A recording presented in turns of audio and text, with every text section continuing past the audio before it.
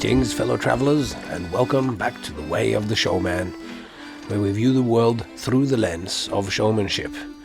I am Captain Frodo, and I will be your guide and gracious host along the way today, as always. Now, today's topic is art and entertainment, and I don't know, it's something that's sort of shifted in me. Like this question is always something I think of. It's a big debate in like, what is something art? Is it entertainment? And what really are the difference anyway? And this is what what is the difference? This is something that we're going to look at today. But for myself, I know that when I was out working, doing La Soiree and working in Opium in Las Vegas and pounding out the shows, I didn't have the same kind of feeling of being an artist as what I have now, where I am constantly in creation, both that I'm in creation with other artists that I'm working with digitally or in the flesh, and also in my own creative process that I'm currently plowing through, learning acts, learning skills, putting it all together, anticipating the response, testing out an act in front of an audience. No, I really, that somehow brings more this artist out, and I think creation lies at the foundation of what it means to be an artist, is to create something out of nothing, where there is just nothing there, and then I have this idea, and then I find a trick, and I find a skill, and I weave these things together, and it becomes a little bit like a poem in a way, where the act now is and a bit of excitement for what I'm working on now for a family audience, full of silliness and everything, but I also want to have something deeper going on. I want there to be levels happening so that you adults and people can appreciate it on different levels. And so I guess I used to maybe be more of a sort of practitioner of the craft. I would do my acts again and again, and I would have perfected those, but the creative and creation side of it has certainly escalated, and that has made me identify more in the role of artist. Previously I did say, of course, I said I was a circus artist or so, but yeah, what do you think? How do you see yourself? And what do you even think that art means? And are you an entertainer? Anyway, maybe to help you work out who you are and what role you play in the grander picture of entertainment or art or performance or just in everyday life, I am going to attempt to illuminate the subject of art and entertainment. So here we go.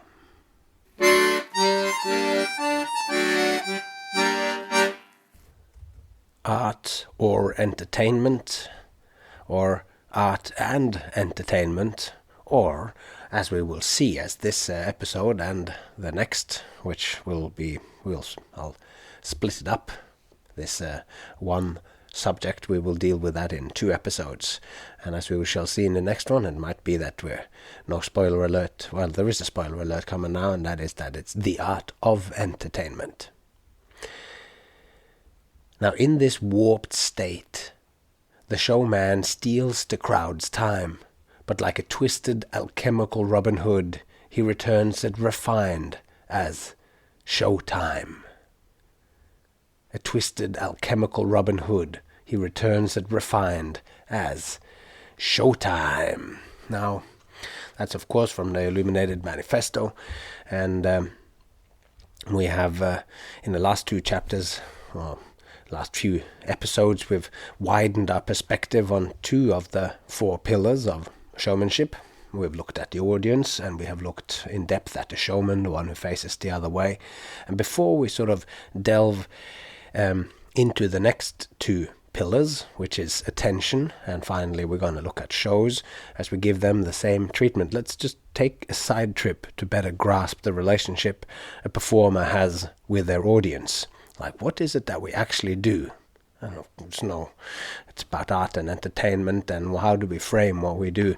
And the approach that we will take is to look at this age-old question of whether a showman is an entertainer or not just or an artist, but could he be both, or and? Is what we do art, or is it entertainment? As you will see, this is for me very much tied up with the approach that a performer has to how their performance is experienced. And to throw a further sort of spanner in the works, that I'll say that right off the bat, that I believe that whether something is art or entertainment is ultimately a kind of false dichotomy. The question takes it as a given that art and entertainment are two separate things, something which I don't quite agree with. And we'll delve into this, but they're not one and then the other, but they're both at the same time. But any work of art can be more or less of each of them. This will make more sense as we go along our exploration, but before we get there, let's just have a look at the not-so-hidden value judgment, which lies implicit in us talking about art and entertainment, because these are not value-free. There is a kind of move in regards to value that's made when we talk about these things. And we'll look at that move now. The history of our craft is a history of entertainment. A showman is an entertainer. The history of circus, street performance, carnivals, and popular music has been a history of entertainment. If you ask any person in the street to place magicians, jugglers, wire walkers, comedians, and acrobats on a spectrum from art to entertainment, they'd surely place them on the entertainment end of the spectrum. The distinction made between art and entertainment is not merely a desire to just categorize or place something in relation to something else. It is also a value judgment. In the distinction, as perhaps a sort of unspoken given, is that entertainment is somehow less valuable. It's like a less valuable or valid pursuit than whatever art might be. Society in general places more value on the opera performed in the grand opera houses around the world than a busker playing the musical saw on a street corner. And what I will argue is that the important difference between the two is not about whether one is more or less valuable or one is more valid than the other, but that the important difference lies in the relationship between the showman and his audience, or the artist and their audience. Now, I appreciate that unless I properly define what I mean when I say art and what I mean when I say entertainment, we don't really know exactly what we're talking about, since both terms are simultaneously straightforward and nebulous. And I'll get to definitions shortly, but until then, let's just keep the terms in mind as the way that they are when we casually talk about it. Don't focus too hard on specificity. Leave your mind open and at ease with the terms as they are when we know what they are, before we start paying so much attention to them that you notice the diffuse edges and the entire term becomes shadowy and ambiguous. With this open attention in mind, let's proceed in discovering a cognitive move implicit in the way the value is implied in the relationship between art and entertainment as it exists in the popular imagination. Entertainment is somehow less than art, and the tricky bit of implicit reasoning hidden in the dismissal of entertainment as less than art, or the move that I'm talking about made, has to do with conflating seriousness with important, or seriousness with importance. There is no intrinsic link between seriousness and importance. That something being enjoyable or fun makes it less important than something deemed serious, tragic, or boring. This is a distinct move. It's a value judgment added onto rather than emerging from the distinction. It is a qualitative opinion that's been added. And everyone's, of course, entitled to have an opinion, but no one is entitled to have an opinion trump anyone else's. And in the dictionary installed on my computer, serious is defined as something which demands careful consideration or application. This is then, by definition, something that's worth applying effort to. This also means that if something isn't serious, it's a frivolous activity, or maybe even a waste of time. And when I read further on the list of sub-definitions of serious, there is one which pertains specifically to its use in relation to music, literature, or other forms of art. And in this case, serious means that the artwork requires deep reflection and invites considered response. This is just, yeah. The example sentence that they use is, "She bridges the gap between serious and popular music." And that example seems very sort of pertinent to our project. Serious is not popular. Put a pin in that for now. And why not another pin in bridging the gap between the serious and popular music? I think that's close to what we would like to do. Like to do artful entertainment. Because entertainment is popular. That's part of its sort of definition in a way. More people saw the latest Marvel film than whatever art movie made distribution in the theaters. More people partake in popular things. This is a tautology. Popular means that it's enjoyed by the many. And a big reason for that is that it is fun. We've already seen this in some of the stuff we've talked about. And what's fun is just not really taken seriously. Only comedians take comedy seriously. Only clowns take the silly seriously. And I'd further say that serious artists, in exclamation marks, not exclamation marks, quotation marks, who seek to make a serious art, in quotation marks, see themselves above the showman wearing a red turban and tails making invisible eggs float in the air and only to become real in the hands of a child. They see that somehow they're better than that. Perhaps this distinction is even more prevalent in those who aren't artists themselves, but rather curators and purveyors of fine arts than with the artists. The latter perhaps being more clued into the fragility of the whole fine art enterprise. As soon as the pandemic hit, the first thing to be sacrificed was art in all its aspects, including theatre, opera, as well as entertainment. When it came down to it, art, and with it, entertainment, was universally understood as a luxury, not a necessity. All of a sudden, fine art wasn't serious or important enough either. It was relegated to some paint on a canvas serving to break the monotony of grey walls at the place of work, but not really necessary. Work, as opposed to art, is not frivolous, and in general it is not even fun, which is okay. And since we don't go to work because it's fun or to have fun, we go to work because it's serious and important and it pays the bills.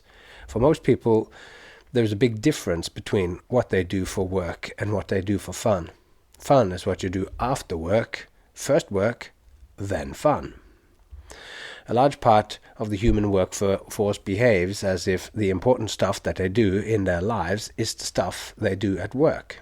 They shuffle numbers and spreadsheets, and they sell and they buy, and they go to work on building sites or in retail, playing important parts in the machinery of society. And this is what they do when they are serious. It's what they do that's not trifling or frivolous. The fact that they don't really enjoy it, or that it's perhaps outright boring, but that you still do it, even though it is boring, this just proves just how important it is. After all, if something bores us in our spare time, then we stop doing it. The seriousness of work is further demonstrated by the fact that the workers are compensated for the inconvenience and discomfort by getting paid. After all, a big part of what makes work worthwhile and thus serious for the worker is that it pays. Money is serious, perhaps the most serious thing of all. Getting lots of money for doing something makes it very serious. That's why certain high-end art bought and sold as investments aren't dismissed quite as easily as useless by the rich and serious, since buying and selling Picasso's paintings or Damien Hirst's decaying shark in a formaldehyde tank is big business, and big business is serious. The irony is that ultimately work is what you do that can afford you to do the things that you want to do, the not boring things that you choose to do to relax, to stimulate and rejuvenate yourself. As a broad generalization, one could say that people get paid for work but pay for fun. And as I see it, Sitting in cubicles with boring strip lighting, fiddling with numbers, does not in any way contain any qualities that makes this activity more important than the core activities in circus, showmanship, literature, music, or drama. After finishing the serious shuffling of numbers and the conversations about neckties and money and stock fluctuations, one can only allow oneself this.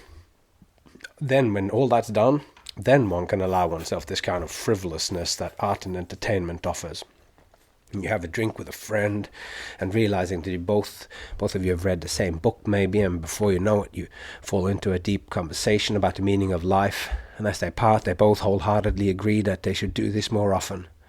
It is my own personal, firm belief that it is moments like this which makes life worth living, which to me begs the question, why should that be any less serious? I hope these little considerations and shows this move of conflating serious with importance, that it in fact, it actually flips the importance of things upside down. It's art and entertainment which really tells you about life and enrich your existence. A rich and rewarding life is of utmost importance. Remember how we spoke about earlier, how Carl Gustav Jung, the psychologist back in the ancient times,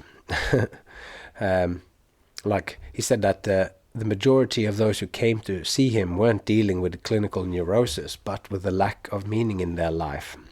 And add this to what we looked at when we looked at the absurd and finding joy and meaning in existence, then this can actually be a life and death matter.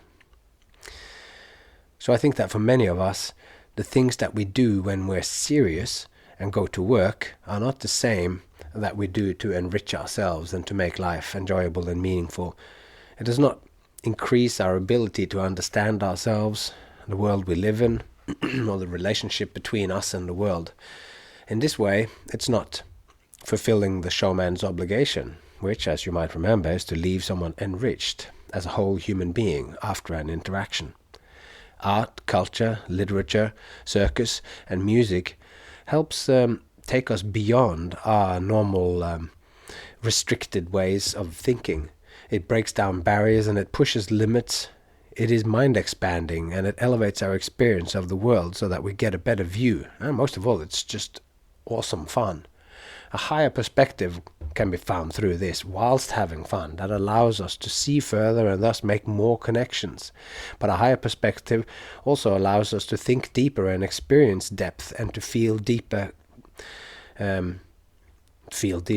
and all of this can sort of help connect us to a greater context and our community and connections and context. All of this is what creates depth, thus opening us up to act in ways that have deeper and more positive impacts on ourselves and the world, and the many ways that all of this is interconnected. And to me, this is the serious work. So, let's turn our attention to the terms of entertainment and art, as they can be diffuse and nebulous. Let's try and get our heads around what they mean in common parlance. And then I'll get to what I see as the key difference between the two. Art. Starting with a quote by my favorite poet, David White. He says, "Art is the act of triggering deep memories of what it means to be fully human." To define art is tricky. In philosophy, there is still a lively debate about what art is, and also even whether it's even possible at all to define it. And we'll leave this debate as whether we can define art or so for another time. But as we go through this next bit of stuff, then maybe you'll see why. But what I want us to have before we proceed is just an idea of what people mean when they talk about these things. It's more kind of folk psychology, folk wisdom kind of thing. We're not looking for a specific philosophical ironclad thing. I just want to uncover these kinds of definitions to sort of begin by going back to the dictionaries, because there we find sort of consensus opinions. Dictionary descriptions must be short and as much as possible, they need to be unambiguous. And this can in its own way be limiting. So in a dictionary, all words are defined, not for their ultimate truth, but for the way that the words are used in common parlance and in writing or whatever at the time of the dictionary's publication. So let's look at some of the dictionary definitions for art and entertainment.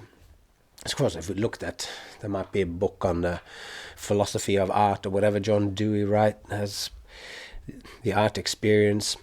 There's lots of books about art and what it is. I mean, Gadamer talks about art and play and creation in his book Truth and Method, and these just go on and on and on about what it is, which I find interesting. But that's why we're ending up with definitions, just that already exists. So, if we look at the Google Dictionary, then art is defined as the expression or application of human creative skills and imagination, typically in a visual form, such as painting or sculpture, producing works to be appreciated primarily for their beauty or emotional power. Take that one more time. The expression or application of human creative skill and imagination. That makes sense. Typically, this expression or application of human creative skills and imagination takes the form of painting or sculpture, producing works to be appreciated primarily for their beauty or emotional power. And this doesn't mention any performance, but still, we get the point. And so I'd sort of surveyed a few other dictionaries to find that they sort of seem to converge on art being any activity or product created by people with a communicative or aesthetic purpose, be that beautiful, appealing, or of more than ordinary significance. Art is a creation which expresses an idea, an emotion, or more generally, a worldview. So I've sort of concocted that definition a little bit, because they all say almost the same thing. So let's hear that one more time. Art is any activity or product created by people with a communicative or aesthetic purpose. And that purpose can be beautiful, or it can be appealing, or this is the kind of communication that it has, or it can be of any more than ordinary significance. It's a creation. Art is a creation which expresses an idea, an emotion, or more generally, a worldview. So, if I was to break it even further down to be more sort of directly related to showmanship, art is then an activity that someone does to express something which makes some kind of sense to others. That's sort of is very unspecific, but it also seems quite sort of deep, that it's whenever I do something, it needs to make some kind of sense to others. If you're just doing something which don't make any sense, and it can, like when some of the weirder Monty Python sketches, you can go, this is not making any sense at all, but because it makes so little sense, it sort of veers off into the absurd and the bizarre, so it still starts to make sense, and it becomes relevant because it is funny. So and then the fun of it and the ridiculousness of the situation, the shared common ground that tells us that this is obviously ridiculous, what they do, this helps give it some sort of sense. So sense is then a wide net. It's a wide open definition or wide open concept. As the first definition indicates, art should be of more than ordinary significance, then I like that too. And using the language that we've developed here along the way, we could say that a show needs to capture the audience's attention and craft it in a resonant experience. Like there needs to be a resonance between the performer and the audience. And any definition of art is very wide and open, since art itself is something which has a long and esteemed history of pushing the boundaries of what art is. So when Vasily Kandinsky and Hilda af Klint began painting abstract art at the beginning of the 1900s, or when Duchamp placed a urinal on a pedestal and called it fountain, or when Jackson Pollock action painted or whipped his paintbrushes over the canvas, and when John Cage made the piece 433 consisting entirely of musical notation for pauses, so that none of the musicians actually played any notes at all on their instruments, then all of these pushed the boundaries of what could be art. All definitions after that of art needed to encompass these innovations as well as all what art had been until then. So I guess the definition of art needs to constantly sort of be updated to include whatever else has been there. Although one could probably take issue with whether what's presented needs to be of more than ordinary significance. Like, I don't know, like when Tracy Emin exhibited her unmade bed. The very everyday object gained its significance in part by the very exhibition. And that's the same that happened with that toilet. You put the toilet, the urinal, on the pedestal and makes it into something.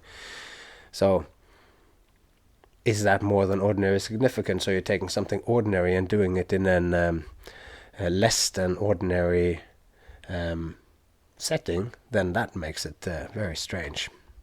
So whenever a definition or a statement about what can or can't be art, done in art, or what it is or what is or isn't art, whenever something then gets said, like this is what it is, then someone somewhere probably is also famous for doing exactly something which falls outside of those parameters, which leads us to art constantly being defined and redefined and whatever. So this kind of brings us full circle back to this whole, how the philosophical discussion of whether it's possible to define art at all, that I mentioned in the beginning. Can you define something which is constantly changing? Anyway, I hope that all of this preceding chatting is enough to both get an idea of what art is and sort of problems that surround its definitions. And even though we've sort of said this is what it is, we're still going, it's probably more than that and it will change. So, but let's move on. Look at entertainment. Now, the general definitions of entertainment. I think they're a little bit easier to get your head around, it is for me anyway, than the art definitions.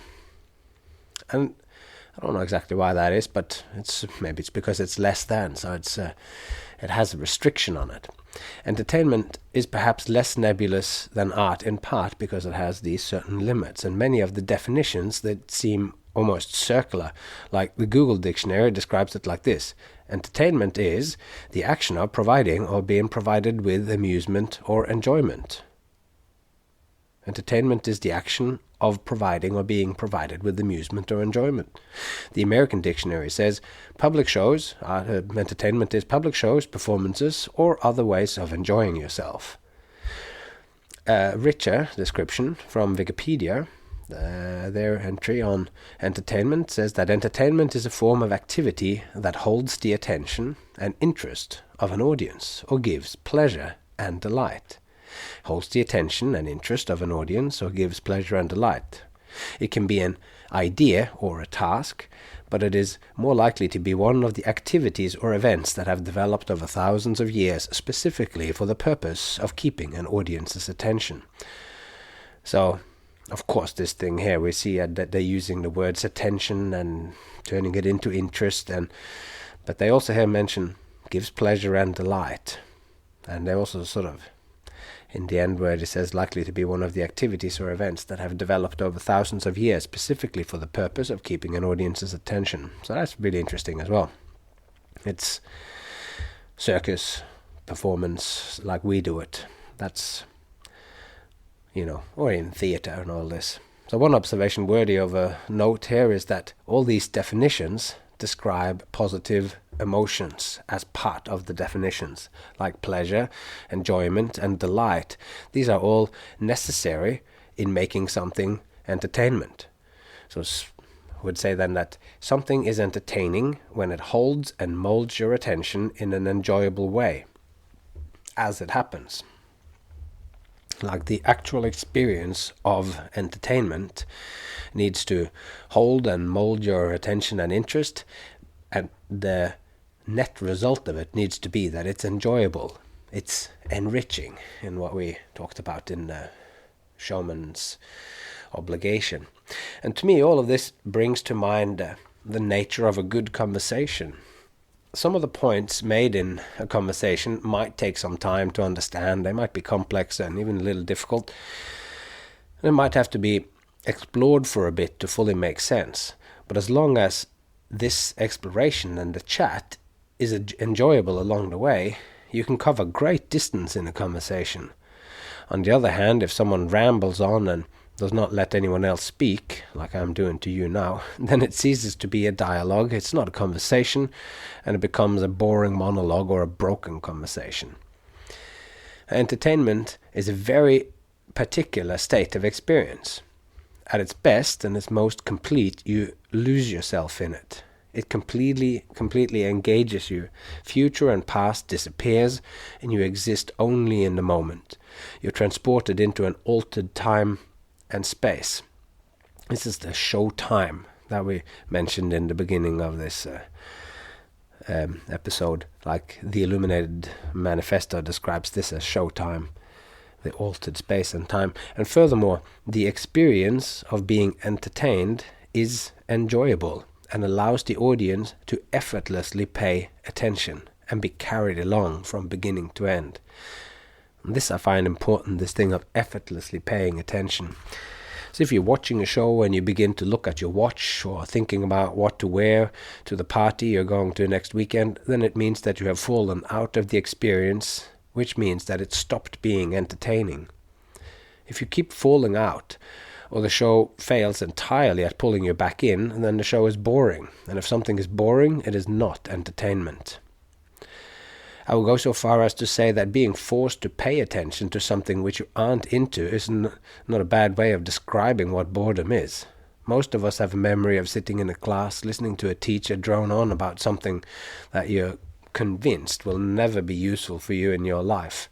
And the subject matter, as well as the presentation of whatever it was that he went on about, is absolutely uninspiring. But since you have to, at some point, regurgitate some of these facts in a test next Friday, then you had to pay attention. This kind of boring experience is neither effortless nor enjoyable.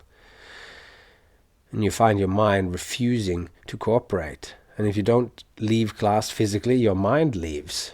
It begins to wander into the future or back into the past, and it compulsively flits to anywhere but whatever it is that the lecturer is going on about in the moment. So boredom has the diametrically opposite features of entertainment, like an acute sense of discomfort which can even get quite physical, making you shift around in your seat or experience all kinds of aches and pains, whilst entertainment carries you along and makes time cease to exist. Then the mirror of this is that boredom makes time slow down, and it makes it the only thing. Each tick of the clock takes an eternity. So you experience every second not just as boring, but as a kind of affront to you, a part of your life stolen from you, never to be returned. And in this moment, thoughts of mortality and how finite the amount of time left to you probably begins to spring to mind. And we're going to end there for today. Keep it nice and short. Next week we're going to start looking more at this idea of effortless attention and its relationship to great art, and whether these two things are actually opposing each other. It might not surprise you to learn that I don't think so. So let's pause there for now and play the jingle. And I'm back after the jingle. I hope you had a good time while I played that short accordion jingle. So we're going to look further at art and entertainment next week, but for now we've kind of discovered that the difference between the art and entertainment lies not so much in what it is that is being done, but in how what is being done, if we're thinking of it from the point of view of shows, then what the audience feels about it. So we're going to expand on that idea next time and see what we learn. And then after that episode, we'll go in and look at a historic example from Goethe's Faust, one of the giants of literature, an important book, and the beginning of that one, which is called Prologue in the Theatre, which illuminates this sort of stuff, which also connects us up historically to seeing this debate of art and entertainment and how it has preoccupied great artists before, people that we now think absolutely as think of them absolutely as artists and not as entertainers. But more about that in the coming episodes. And for now, I'd just say it would be amazing if you, before we leave, that you would go over to iTunes and just click 5 stars. And it would be absolutely tremendous if you wrote that you liked it as well. These reviews really help people finding me in the algorithms when people type in circus or showmanship, or people don't normally type in showmanship, of course, but if they type in circus or some commonly used search word, I mean, as soon as I'm saying this, I'm going like, most people don't search for circus, but for those of us who do, then I'd love it if this episode came up. So if you could help me do that, go over there. It's free. It's easy.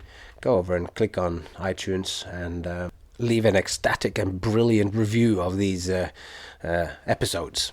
It'd be great to get some of your friends or some of your collaborators to check something out. It's certainly been very interesting for me when I then all of a sudden meet somebody on my travels along the way, and I meet some person, and that person has already listened to a bunch of these episodes, and it's really interesting how you quite quickly can cut through a line of bullshit or whatever and get straight to talk about certain subjects more deeply and already have a deeper conversation. So tell your friends and your family if they want to know whether you are doing just being an entertainer. Let them listen a little bit to this and see how it connects to the greater world around. And that's what you writing a little review or you clicking 5 stars would help doing. That's all I have to say for today. Take care of yourself until next time. Take care of those you love, and I hope to see you along the way.